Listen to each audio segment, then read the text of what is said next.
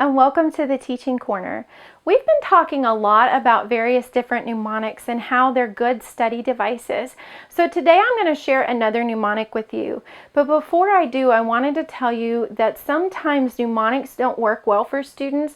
Mnemonics are great for students who need to create a story in their head or a visual picture. So they're really good for visual learners. But some students feel really frustrated by mnemonics because they feel like, oh, I have to learn an extra thing beyond what I'm already supposed to learn. And it can be really anxiety inducing or frustrating for them. So for some students, a better way to do it would be for them to learn something musically.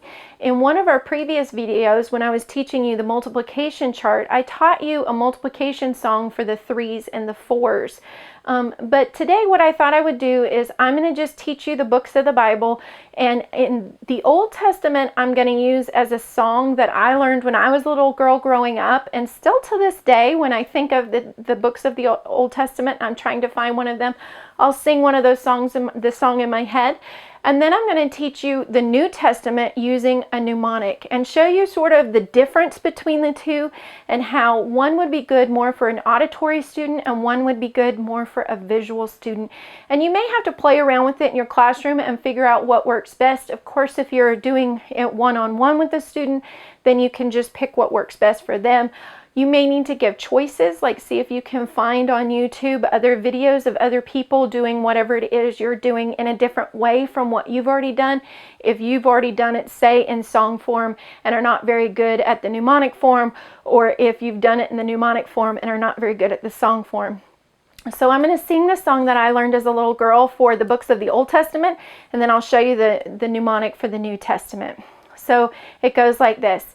Genesis, Exodus, Leviticus, Numbers, Deuteronomy, Joshua and Judges, Ruth, Samuel, Kings, Chronicles, Ezra, Nehemiah, Esther, and Job, Psalms, Proverbs, Ecclesiastes, and the Song of Solomon, Isaiah, Jeremiah, and Lamentations, Ezekiel, Daniel, Hosea, and Joel, Amos, Obadiah, Jonah, Micah, Nahum, Habakkuk, Zephaniah, Haggai, Zechariah, Malachi. And as you can see, that was just a simple little tune that they had just put the books of the Bible to. But for a child who maybe has difficulty with lots of language, lots of added verbiage, that's a good song. I have heard other versions where it was made into a rap, or where it was another song that sort of described what was in each one of those books. So it might depend on what you're trying to do. If you just want the kids to know the books of the Bible in that case, or if you want to know what it was about, it may determine what kind of song that you sing. Now this is a mnemonic that I've seen before, and it's for the books of the New Testament, and it tells a story.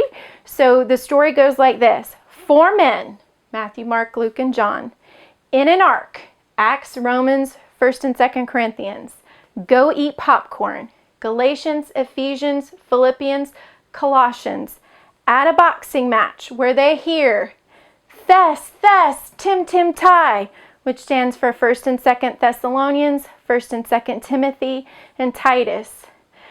The match was between Philemon and James, and Philemon he bruised James. So Philemon, Hebrews, and James. And James was so hurt he had to go home and put on his PJs. 1st and 2nd Peter, 1st, 2nd, 3rd John, and Jude. And it was a revelation for Revelations. And of course, if you needed to, you could change some of this story up if your students wanted to add something different or change it. Just remember, like I've said before, the big thing is consistency. So whatever story your classroom or your particular student comes up with, you need to write it down and use the same one every single time, because repetition with these kids is key. So I hope it was helpful to look at the difference between a song version of something or a story version of something, and just to show you different ways that you can incorporate things with auditory learners or with visual learners. I hope it was helpful. If it was, please like, share, and subscribe, and I'll see you later. Bye!